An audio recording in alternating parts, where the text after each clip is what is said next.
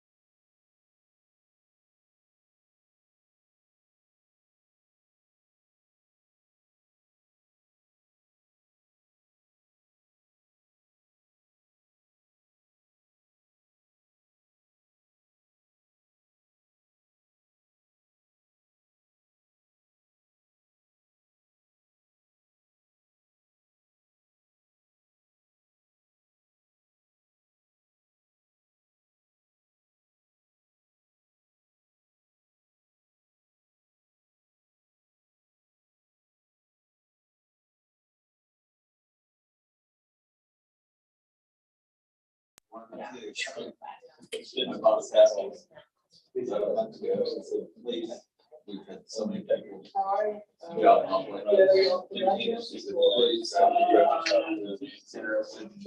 Somewhere else. Not me either. That's why I got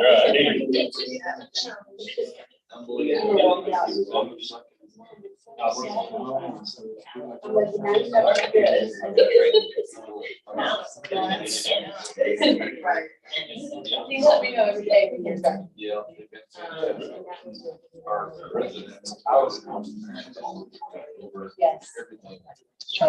Was. It is always. My fire. So, I'm sure there's.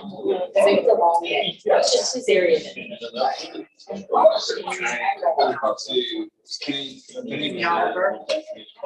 Sure. Just barely. Till 9. Yeah, no, so that's not. And they kept this in wetlands, so it was almost out of my person, then he went to Toyota, so.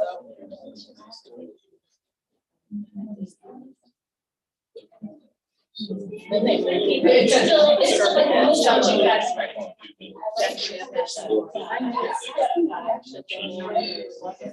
it's still You just. I've run it last year. Yeah, that's definitely thinking. Yep, I know. I think he was just on it. It's not Miss Carol.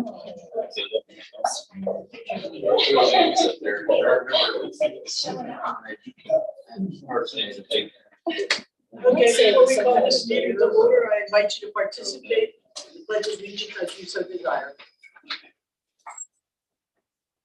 I pledge allegiance to the flag of the United States of America and to the republic for which it stands, one nation, under God, indivisible, with liberty and justice for all. I call this meeting to order at 6:32. Are there any modifications to the agenda? I have an action needed item for the recommendation to amend the pay rate of Amanda Webb to $90 per day, retroactive to November 14th, 2022. Do I have a motion to accept the recommendation to amend the pay rate of Amanda Webb to $90 per day, retroactive to November 14, 2022, as a modification to the agenda? I so moved. Second, I'll second. any discussion? She's teaching 2 periods a day when we initially hired her. She was only teaching 1 period, and so this is the same rate that we agreed to pay John Elmore for teaching 2 periods for theater. So we thought it was fair to do this. Okay. Any other discussion? Roll call. Carol. Yes. Amy. Yes. Yes. Stephanie. Yes. Steve. Yes. Motion carries. Thank you. At this time, we have recognition of visitors and comments from the audience on anything that is not already on the agenda. Bless you. That's not on the agenda. And with that, David, you're up. Sorry. That was good.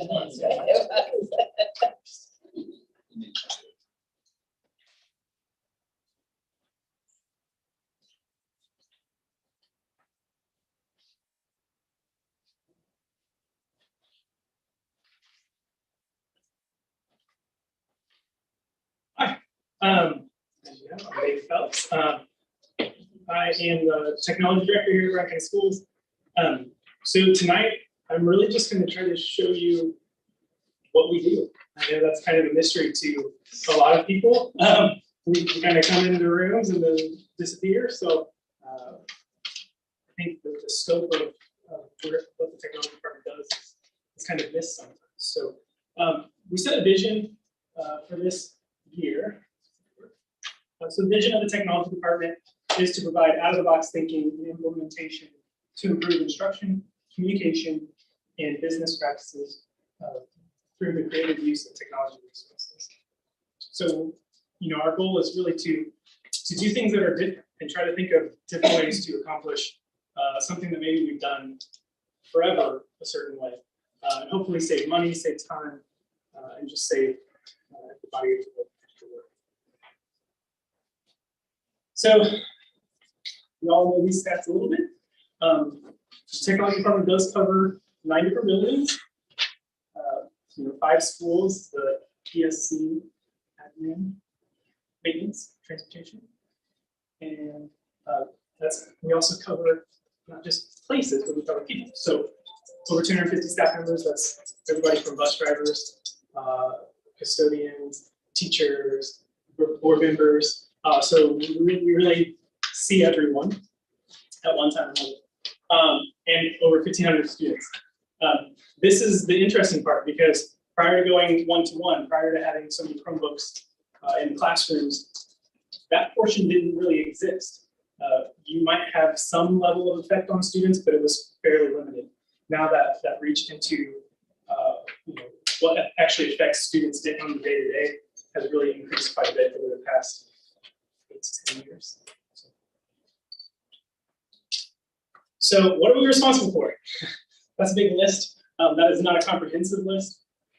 Basically, if it plugs in, we will probably have something to do with it. So that's what I always like to tell people. So it's not just computers, and it's not just the back end of that, the servers that nobody ever really sees. All your peripherals, your printers, and anything that really plugs into a computer. We got projectors in all the classrooms and phones in every room, and we even do the security cameras and the key cards. So there's quite a scope what we do, and we really see, we don't just see every staff member, we see all the departments. So there's a lot of overlap between technology and transportation, technology and maintenance. And so, everything now is computerized in one way or another. The building temperature controls are computerized, so I have to prep servers and make sure that they have connections and that they can access things from home if emergency arises. So we have a lot of things that we do that people don't always understand. Oh, and then the software portion. Software is everywhere. Even the things that aren't physical, right? The software is used in every system, and I do, mostly me, manage the connections between. So we all know we have Skyward. The Skyward connects to a dozen or more other programs that serve our data and do other particular things within a classroom or within a program. So my team, there's 4 of us in the technology department. Myself, Pat Lavelle, who's been here 9 years now. Pat is in charge of servers and infrastructure, and I'll kind of get to that in a second. Samantha Walker, this is her 2nd full year, and Jackson Kelly. He just started in August. So, but Jackson was a student of ours. We'll get to that a little bit later too, how that kind of evolved. Samantha was also one of our students. So you see the titles under here. Originally, the technology department was had a pretty basic structure. You had a director, and we've had technicians, and there wasn't a lot of differentiation of roles. And so, when we talk about that different kind of thinking, we wanted to make it so we could actually allow someone to know more about one thing. That we had a resource that we could actually dig into about a certain topic. So Pat took over servers and infrastructure quite a while ago, and I will go to him. There are things that he can do that I don't need to learn myself because I have somebody that I can count on to do it.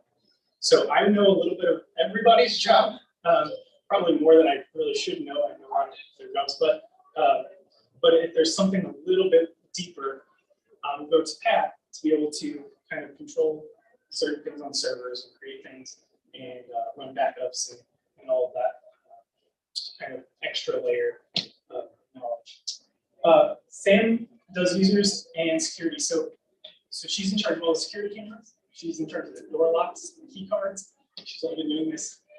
She just transitioned to this role this past year. So she is still learning on the fly. We're still relying on some consultants to kind of help us teach her. I'm trying to teach her what I know. Our former employee in this role is still a good resource for us, and he's helping quite a bit. So it's been really nice to kind of separate out those roles. Jackson is in charge of the help desk. So you see across the hall here, our student help desk is also in charge of the ticket system. His role really is to prioritize things. So he should be the first one that sees things. And then if you assign something to me and I don't do it, your job is to make sure I do it. So, he's the expediter. So he's the one that should be on top of everyone to make sure you're doing their job. I think that's really important. So when we talk about creative thinking and how to do things a little differently, this gives us opportunities to know more about a given subject, to have somebody that you can go to. If Sam is out in another building, runs into an issue that she doesn't quite understand, especially if it's something phone related, server related, Pat's going to be the one she goes to. Pat's going to know a little bit more than she will on the base level. She'll be able to troubleshoot all the basic things. If something comes up that she doesn't run into, that she doesn't really know, she'll be able to turn to Pat. So the next slide will kind of show you that next layer that we developed here. So we also have them all assigned to an outline elementary school. That was very purposeful, very intentional. The buildings have changed a little over the years based on who lives closest usually. But it gives the elementary schools, we're all housed here, so they don't see us all the time. And so it's nice for them to have a single point of contact that they can rely on. They know who to contact just for whatever happens in their classroom or in the building. So Pat's assigned to Helmsburg.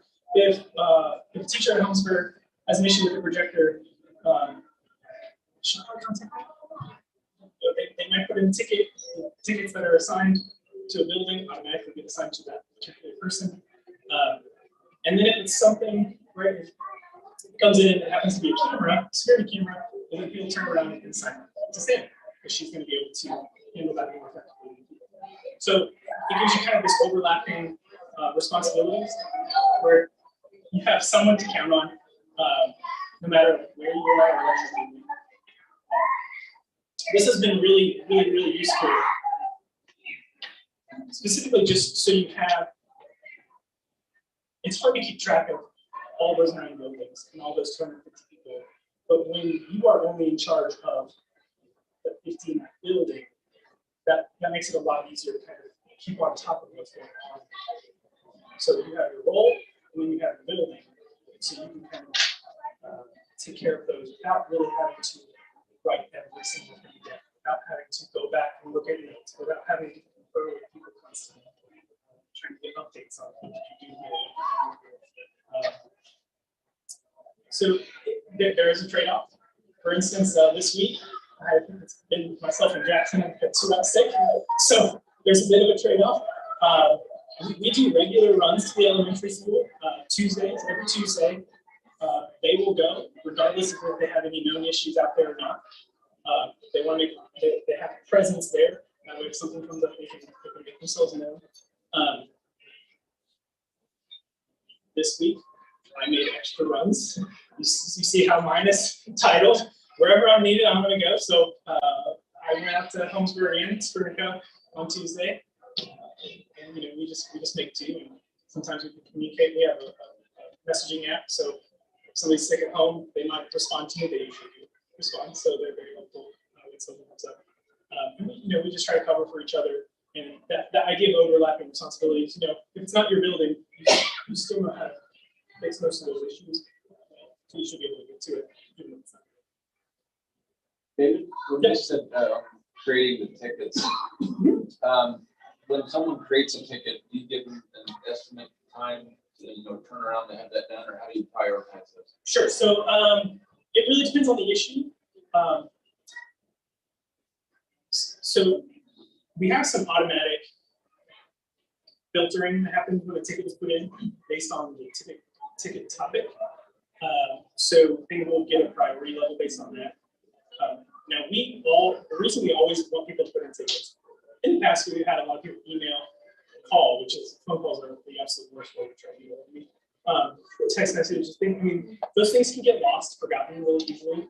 I've gotten a text message on a ladder, glanced at it, put it back in my pocket, and continue doing what I'm doing, but I forget all about the text message. Right? So when somebody puts in a ticket, it emails all of us. So every single one of us will get an alert that there's a ticket in, whether it's assigned to us or not. And then we almost always have, I have the ticket system open constantly on my screen that doesn't have as well. And we're always kind of monitoring that. And we'll always read it first. If it's something that we can handle right then and there, just with a response, we'll do that. If it's something that, hey, we might not be able to get that until tomorrow, then we'll let them know. As far as how long to resolve, there's a saying in technology, whenever you say something to somebody, you always use the word should, because it doesn't always work the way you want it to. So you always kind of qualify everything. So I should be able to get that tomorrow, right? But you always kind of leave yourself a little bit of room because sometimes things just don't buy it. So yeah, it just really depends. So projectors, for instance, we usually have a 2-day turnaround on a projector issue. Printers, depending on what it is, it may just wait until the next Tuesday if it's out of elementary. Yeah, it really just depends on how we quantify how urgent the need is. So the creative part. So 1-to-1 comes, and we have 1,500 plus students to kind of take care of. And of those, middle school and high school students have them in their hands, take them home every day. A lot happens. Things get broken, things get lost, things just don't work. So what we've developed is a help desk that is run by students. Now Jackson oversees it, and he's the one making sure that the students are on task. But it's really a combined effort. In fact, this trimester we're trying something new. We have 4 grading categories in our class, and we have separated out so each of us, the 4 of us, is in charge of one of those grading categories. So we make sure that we have plenty of grades in for students and they can accomplish everything. Originally, this was created just as a kind of a help class, a mentoring class. And then the DOE actually added it to the official course guide and CT course. So not only do the students get credit, we also get reimbursed with additional monies since it is CT credit. So we have Technology Support 1 and Technology Support 2. Now those are available for students to take, I think, up to 6 semesters each. So we'll cover, we can technically have a student from freshman to senior, which is really fantastic when we have somebody stay up. That was Jackson. So Jackson we had from freshman year all the way to senior year. He goes off to college, wants to slow things down in college, and gets a job here. And it was an easy fit right in because he already knew how everything worked. So, like I said, they do provide repairs to for all the student devices. We evolve all the time. I just made a change yesterday to how we're repairing things. It's a constant evolution of trying to figure out what works, what doesn't. When we first started, and I'll show you this a little bit more in detail. Okay, we'll go over the classicals first. So we have three categories that we really want to make sure that they cover. Technical, just the computer knowledge part. Honestly, that is the part we focus on the least. While it's important, it's the easiest one to instruct and then be done. They will learn how to fix things. We have a requirement that every student, no matter what their job is, they know how to replace the screen and keyboard. Those are the 2 most common things and the 2 easiest things to do. Learn how to do those 2 things and you'll be fine. Customer service is big. We actually do demonstrations. They're actually doing demonstrations today where one of the staff members will come up to the window posing as a student with a computer machine. And that student on the help desk side has to go through the issue, what they're supposed to do, how they're supposed to talk, they're supposed to greet someone, they're supposed to ask questions, figure out the problem, they're supposed to make sure they actually say goodbye, which is a funny thing for us to say, right? But sometimes students will awkwardly stand there just staring at you, waiting for you to say something to know that the conversation's over. So all of those kinds of things are really important for us to teach. We've been pretty intentional about that portion, especially. We've even had every year so far, we've had Chick-fil-A come in to actually do like a quick demonstration for customer service. And they'll show videos and kind of explain how they like to do things. And we've done tabletop exercises. They'll make up little things and they'll have the kids discuss and then share. So it's really interesting for them to kind of get that real world experience. And I tell you, we throw weird things at them because we see them. Sometimes students aren't so happy when they come see us. Some of our students will get that scenario. So they get a little bit of everything from forgetfulness to anger, so to intentional damage. They'll have to really figure out how to handle every situation. The work environment, I encourage you to come visit us and see what a day looks like, what it looks like 20 minutes in there. We try to simulate, it is a work environment. We simulate certain things, but it's because we need to. We focus on processes and policies. We have to do things a certain way because we want things finished a certain way. at the end, that product matters and that device has to go back to somebody. So we want to make sure it's done right. So you'll see our little ticket, our little paper tickets. Everybody's supposed to follow certain procedures, check certain things. They get quizzed on that. Now, all of our grading is mastery based. So we don't care if you know it the first time. We want to make sure you continue to learn. And every trimester, even if you take it year after year, there are certain things that we will test you on. It'll be the exact same, but you need to know it every single time. It's a constant reminder that this is how we do things. And we want to make sure you follow it. Some things might tweak a little, but we figure that out and let kids know ahead of time. Hey, you might want to read that one a little more carefully because it might have changed a little bit. So, and so the evolution of it's really, really interesting.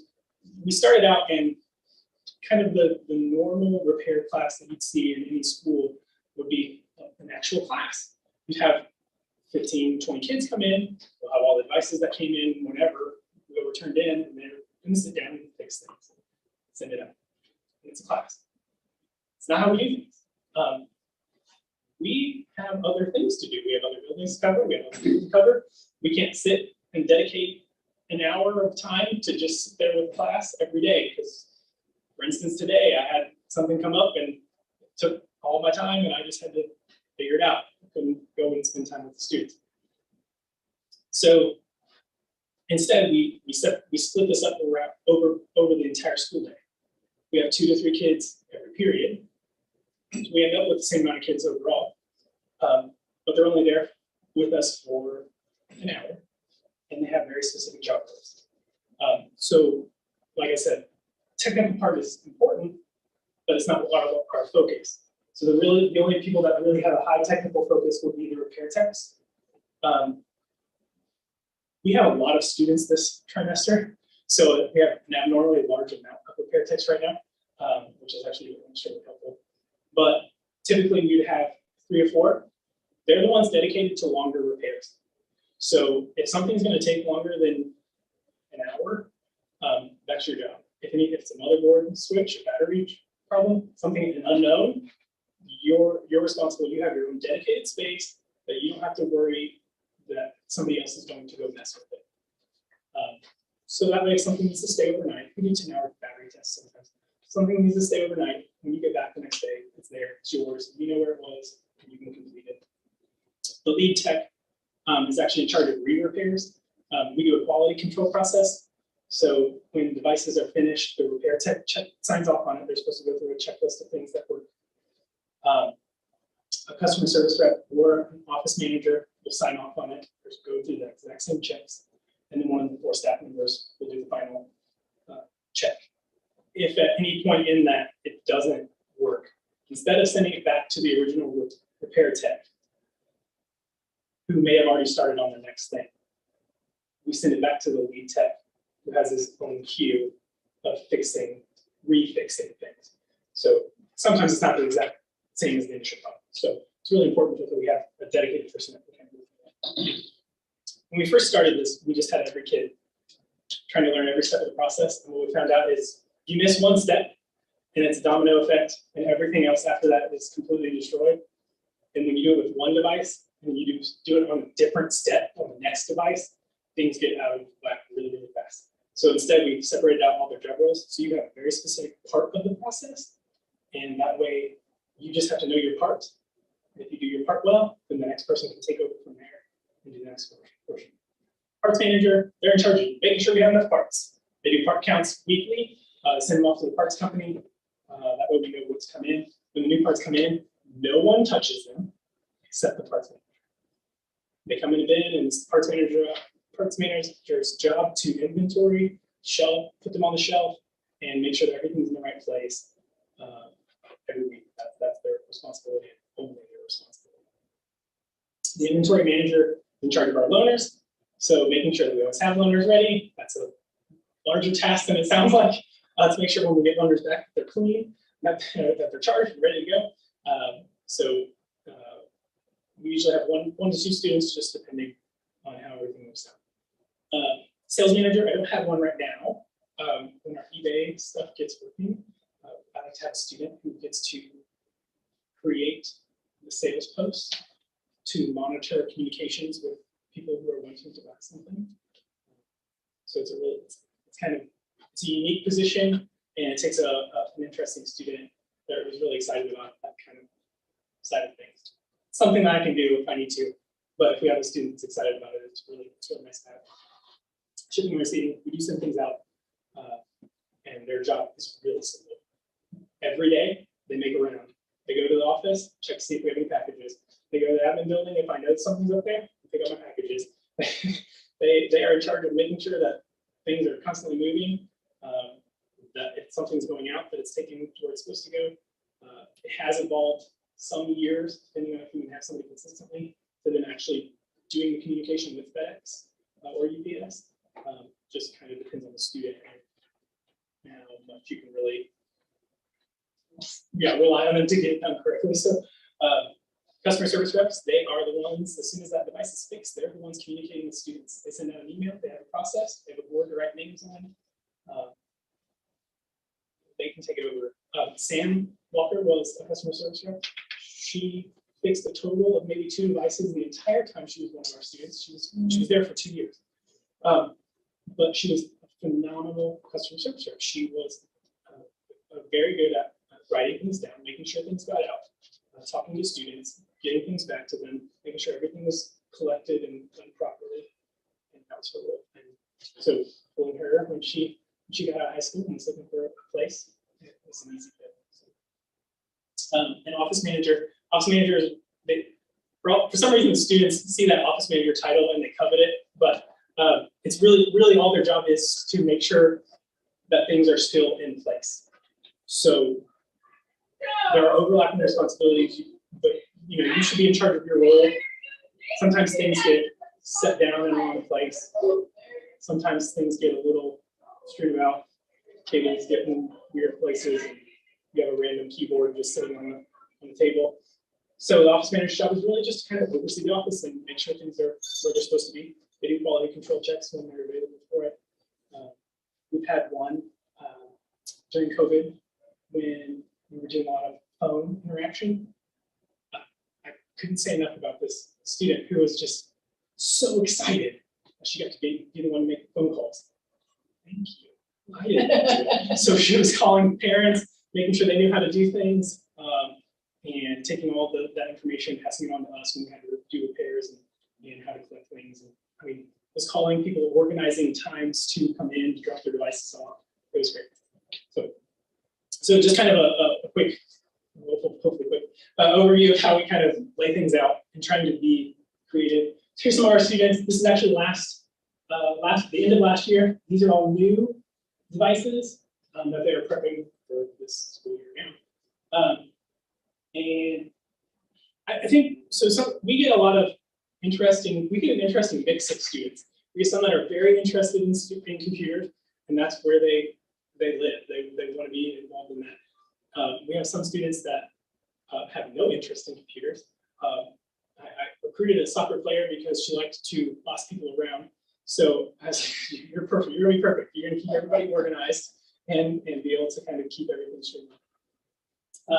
And Skylar down here, she is our disassembler. So when we have a laptop or a Chromebook that's no longer functional and we're not going to be able to, it's not worth putting in working condition.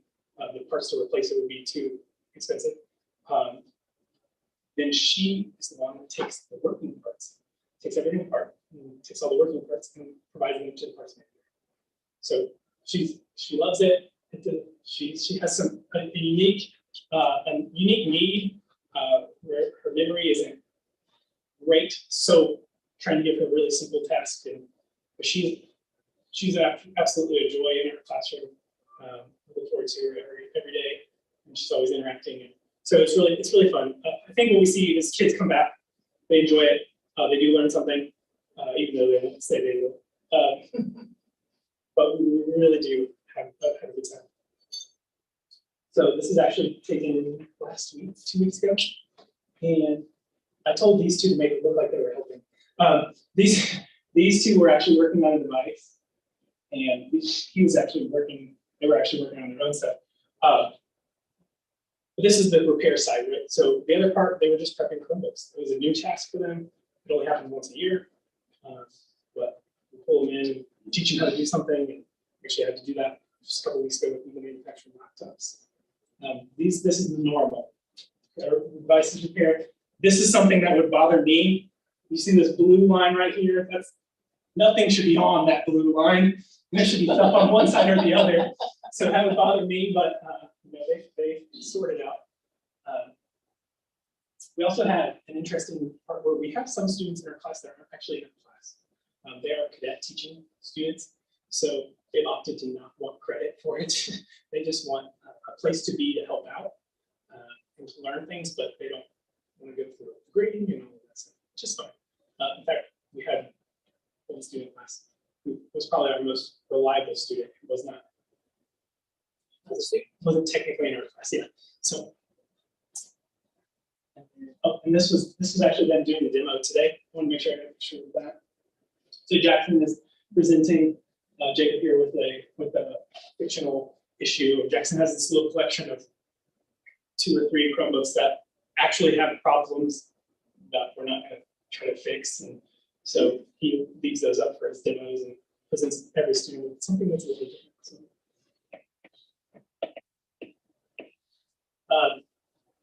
are there any other questions on the class? Well, I have a question. Do you ever talk about the value of knowing how to fix the monetary value of what their knowledge can get them someday as far as a job or? Yeah, I think what's really interesting is we have a lot of conversations with students, especially those that are really questioning what they want to do next. Yeah. And just tell them, like, this is something that's possible for you. You may think you don't know what you're doing, but you're actually doing quite well. And if you understand, that's why we're really focusing on those policies, procedures, doing things in certain ways. You can learn a lot as long as you can follow those methods. Trying to focus on just knowing how to do this one thing isn't going to help you later on. So we really do focus on that. And we actually got a new opportunity for IT certification, which hopefully we'll be able to start instituting maybe later this year, certainly into next year, I hope, where our Tech 2 students will have the opportunity to get an intro IT certification. So they could actually leave school certified and ready to start job. So then my next question is, I'm sure you know that there are some habitual offenders too. Oh, yeah. Sure. Do you communicate to them what it costs to fix those things that they've Yes. done to that? Okay, so there are a couple categories of students. The students we don't see very often, that's good. That means they're taking care of things. There are a few students that we see frequently. Those that cause malicious damage, they're very, very well aware of cost. Those that have recurring issues, we have after, depending on the time period, right? If 2 things happen in a week, we're going to have a conversation. If 2 things happen over 2-3 months, it's a little different story. But if we see a kid repeatedly, we'll sit and have conversations with them first. We'll communicate with the principal. Usually, if we do believe that there's maybe something else going on. Yeah. I was just curious. Yeah, it gets interesting. I had to have a couple of conversations with students. Like, you gotta understand anything. I tried to recruit one that was trying to get around stuff. I tried to recruit him in. So we actually have a really nice culture where students start to open up to us about things because they have this level of responsibility. They also take it as a level of accountability. So if they see another student doing something that they don't think is appropriate on the device, or they see a student damage, or they heard that a student damages something, word will get back to us. And so we know pretty quickly if something's a little fishy. I was going to ask about the certification. I was glad you mentioned that because I know that other high schools offer that. And I remember when we were here talking about Because I think that this, I don't know what it was called, but if you had the certification, then Best Buy will hire you for the Geek Squad like immediately. Yeah, so we originally looked at the A+ certification, and some interesting things. We were looking at a partnership maybe about 5-6 years ago with Ivy Tech, and things just really never materialized. The A+ certification itself went through a transition as well. It went from 1 test to 2, and the course became very, very structured, and the certification to teach it became more challenging. So it really just didn't work out. Well, now the standard is starting to shift from A+, which was the standard for a long time, entry-level computer score, to a Google provided course, and the pay structure is completely different. It's month to month, so you can finish it in 2 months and be done. Typically, it's a 6-month process if you just kind of go kind of Like to reasonable pace. become Google certified? Yeah. Or is that? Yeah. Oh, no, not That's the Google certification that you're Yes. thinking. Yes. No, this is an IT, Google IT certification. And so now what arose was our partnership with ROI. They reached out to us regarding some potential funding for certification for computers, and that discussion came about. So we're kind of looking forward to being able to do it. It's something that have a couple past students that will be disappointed that they missed out. David? Yeah.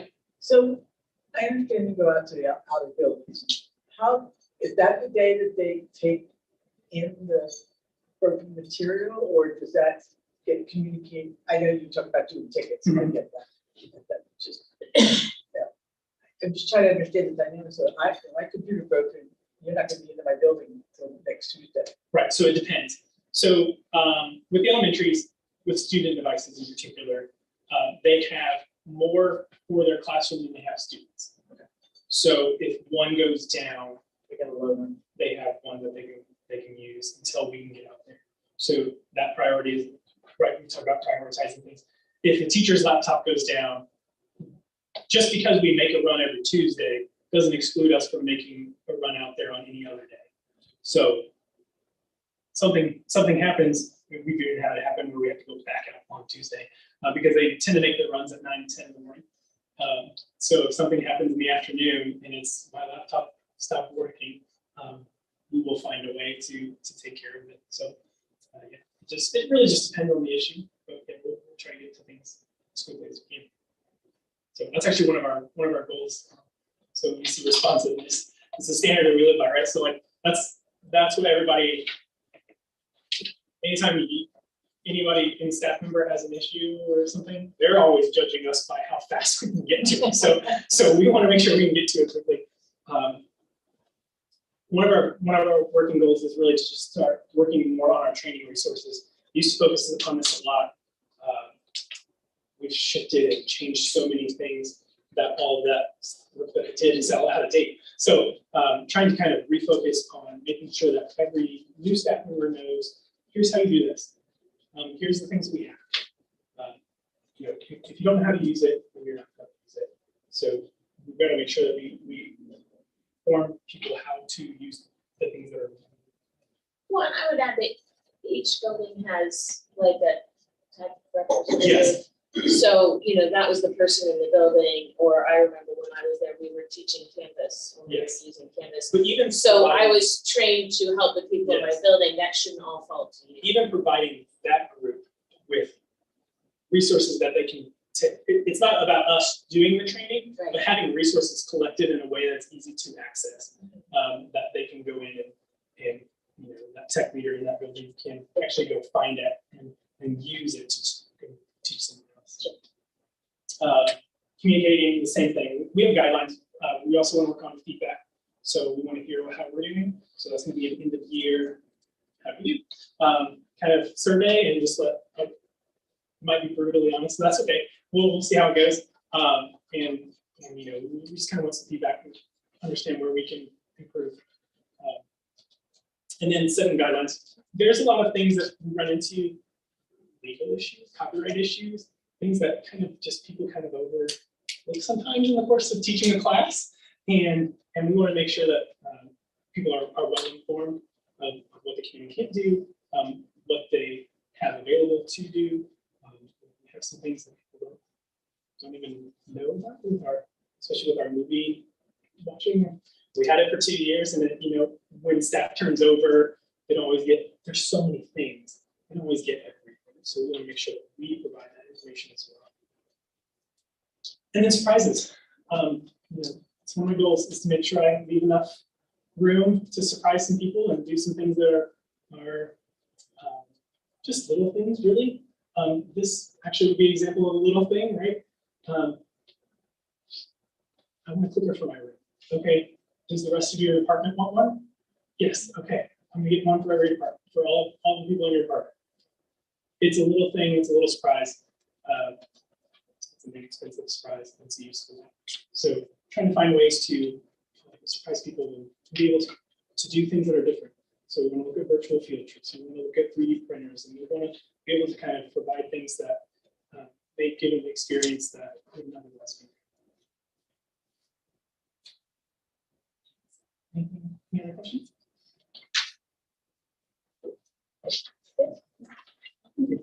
Are the phones fixed? No.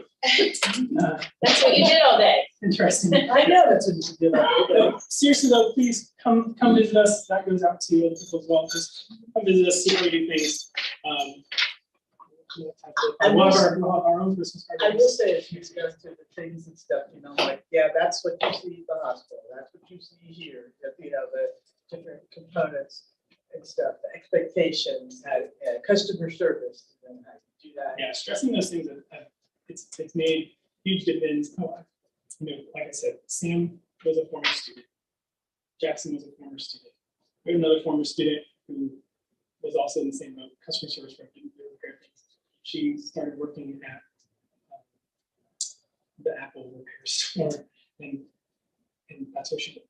We've had just kids that just continue to kind of just shoe into other jobs, and they have enough experience. They use us as references, and they can just kind of. Thank you. Okay, next, we do not have any discussion items. So the next thing is approval of public session minutes from November 14th and December 1st, 2022. Do I have a motion? I so move. Do I have a second? Any discussion? Roll call. Carol, Yes. Amy, Yes. Vicky. Yes. Stephanie. Yes. Yes. Motion carries. Thank you. Action meeting items. And the recommendation to approve the donation of $300 from Fruitdale Volunteer Fire for Sprunica ECA student activities. Do I have a motion to accept the donation of $300 from the Fruitdale Volunteer Fire Department for Springer's ECA activities? I'll second. Any discussion? Thank you, Fruitdale. Thank you. Roll call. Carol, Yes. Amy, Yes. Vicky. Stephanie. Yes. Yes. Motion carries. Thank you. And the recommendation to approve the conflict of interest disclosure statement for Indiana statute for Stephen Douglas Payne. Do you have a motion to accept the recommendation to approve the conflict of interest disclosure statement as per Indiana statute for Stephen Douglas Payne? I so move. I'll second. Any discussion? Roll call. Carol, Yes. Amy, Yes. Vicky. Yes. Stephanie. Yes. And Steve. Yes. Motion carries. Thank you. And the recommendation to compensate Joseph Dennison to be the auditorium manager for the winter musical choral concerts listed with a stipend of $500. Do you have a motion to accept the recommendation to compensate Joseph Dennison for the management of all the wonderful band and choir concerts this week?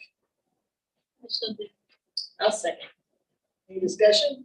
Yeah, I just want to reiterate, Joseph Dennison is a senior here at Brown County High School.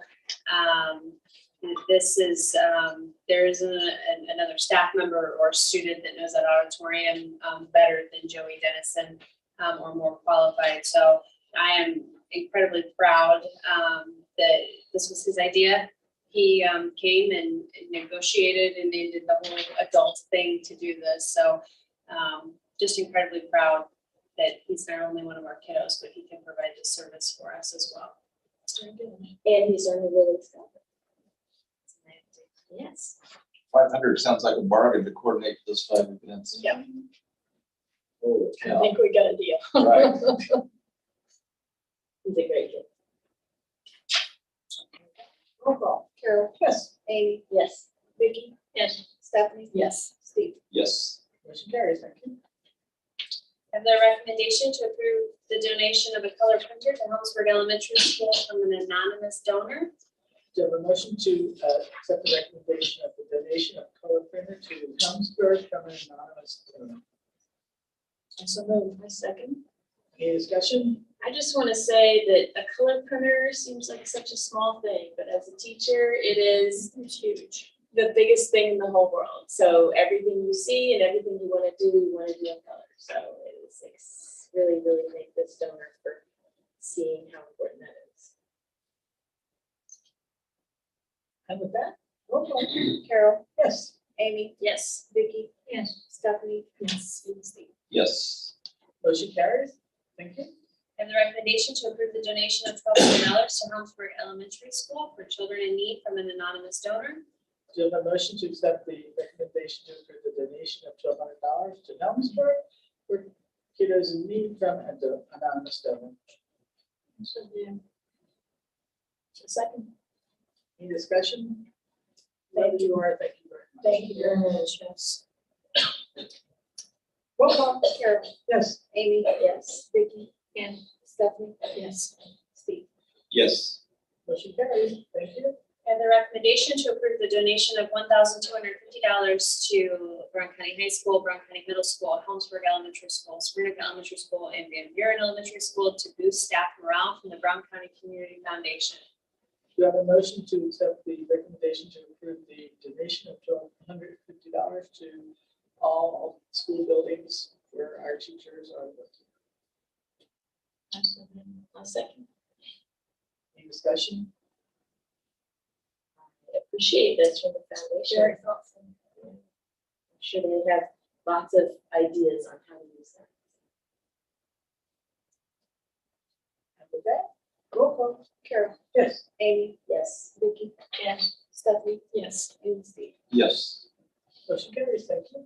And the recommendation of two $250 donations to Winter Guard to be used as needed. They are from Moonshine Leather and Paula Taggart.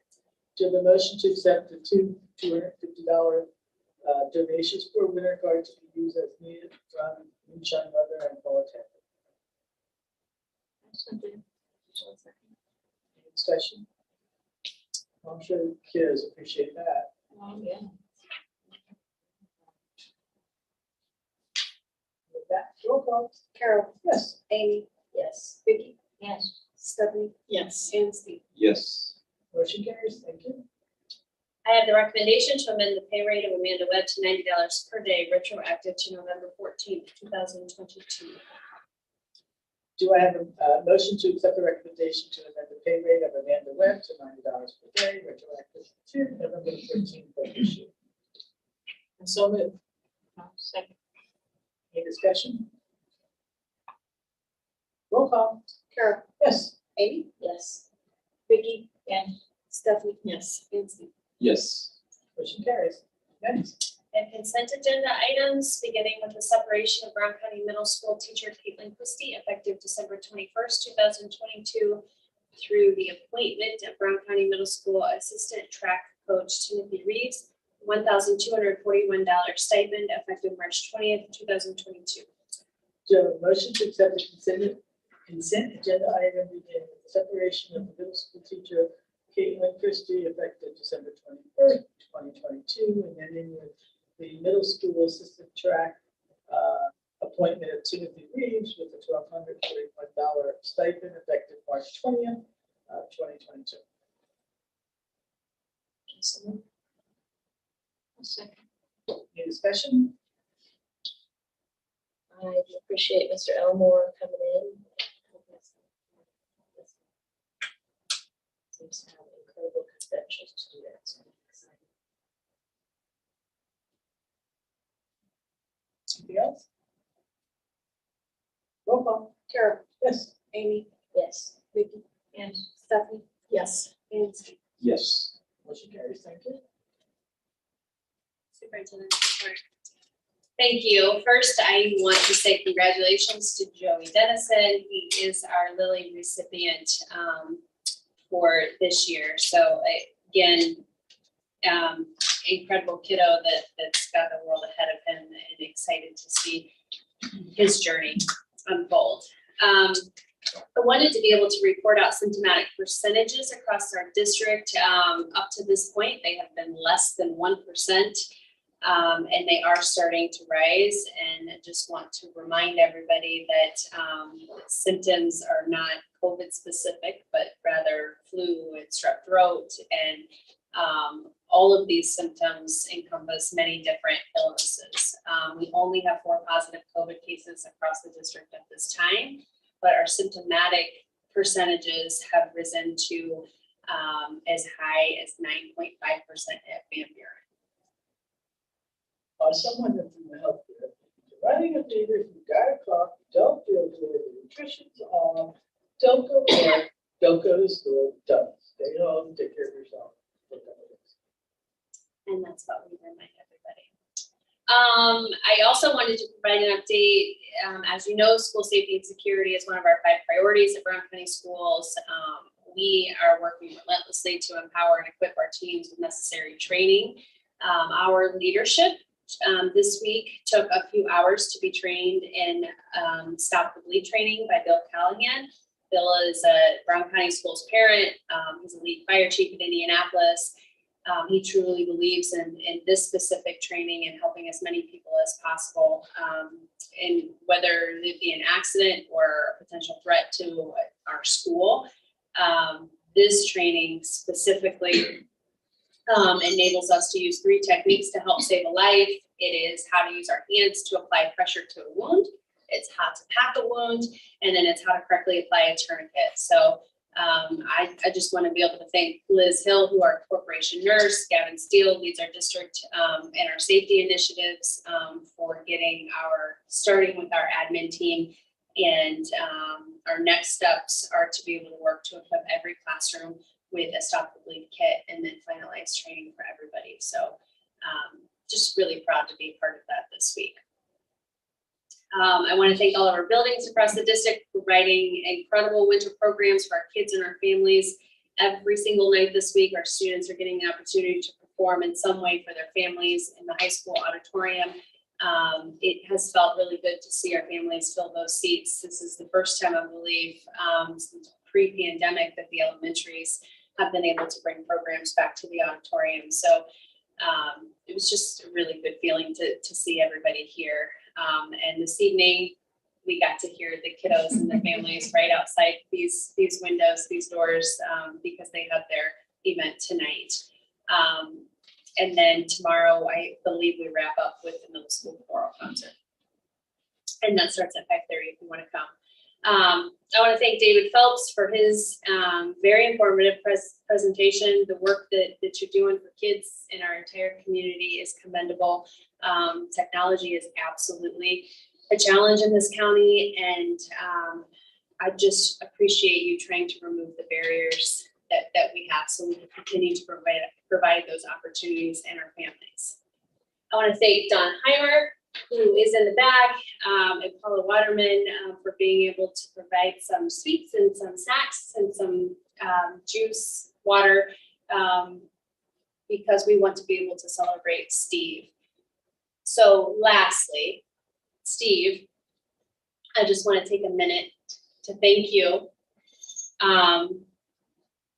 I personally want to thank you for your continued service to the school corporation. I will forever be grateful for your support, your positive coaching, and your commitment to serve all kids above everything else. You will hold a special piece in my heart because you showed me what it was like to have that quintessential role model board member to serve. You have shown me, you have proven to me that in just 18 months of my very first superintendency, what I will forever expect from a board member moving forward in my career. Preparation, patience, and praise. You helped me remember why we must be prepared for every meeting, every question, and every opportunity, because that preparation has and will continue to open doors for our kids, our families, and our staff. You have helped me remember patience when things get just a bit challenging. Your poise, your grace, and even your voice has a pause and a reflective tone that has always reminded me to be patient. And your praise will always stay close to my heart. Sometimes the job gets hard, sometimes it gets heavy, and somehow you recognize all of it, and your praise has helped me to stand a little taller, speak a little clearer, and return to my relentless pursuit. I am hopeful you will still be in touch along the way, and please know for me, you will forever have a seat at the table. Now, with that said, I welcome Doug Payne to the Board of School Trustees beginning January 1st. I am very excited to get to work.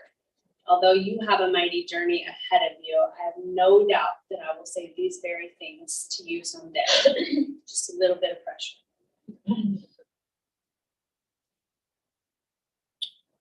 I'm changing hats. Thank you, Emily. Thank you.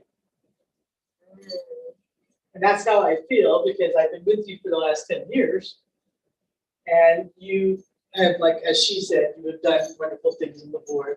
I also appreciate your trust in me as an individual for the difficult times that you've had in the last 10 years. And I appreciate you trusting me that very much, because that's what I do, and that's the way I am. And you're just a wonderful guy. It's been fun working with you.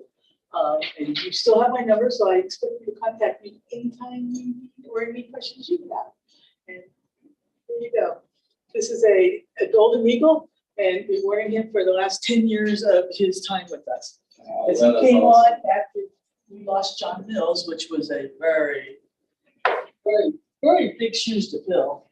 Actually, I got lucky. I got my first 2 years, I got to sit by John, the school board professor who served with my dad.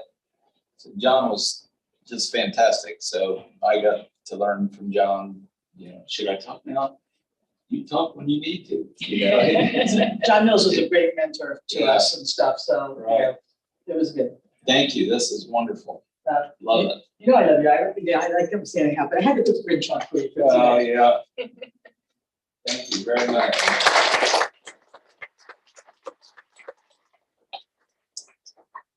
I've enjoyed my time serving the community and the wonderful people I've served with.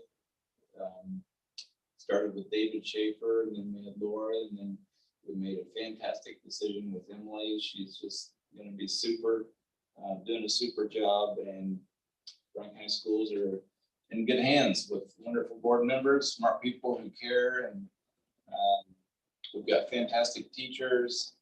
I've always wanted to try to keep small class sizes and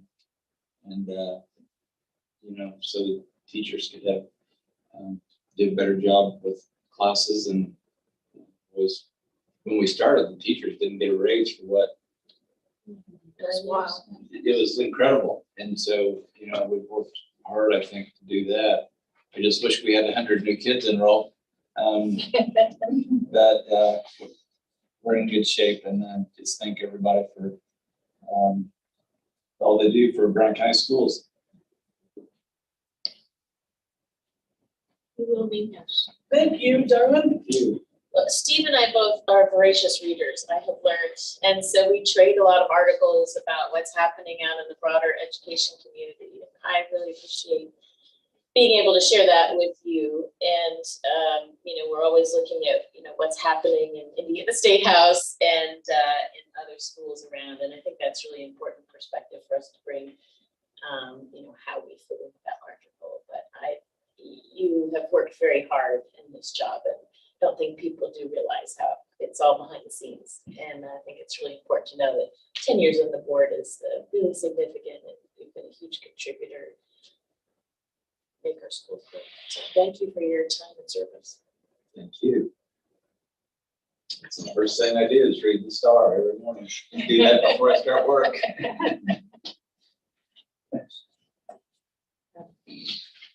With that, we have claims. Do you have a motion to accept the claims as presented? I so move. Any discussion? Last roll call for Steve. Carol, Yes. Amy, Yes. Vicky, Yes. Stephanie, Yes. and Steve.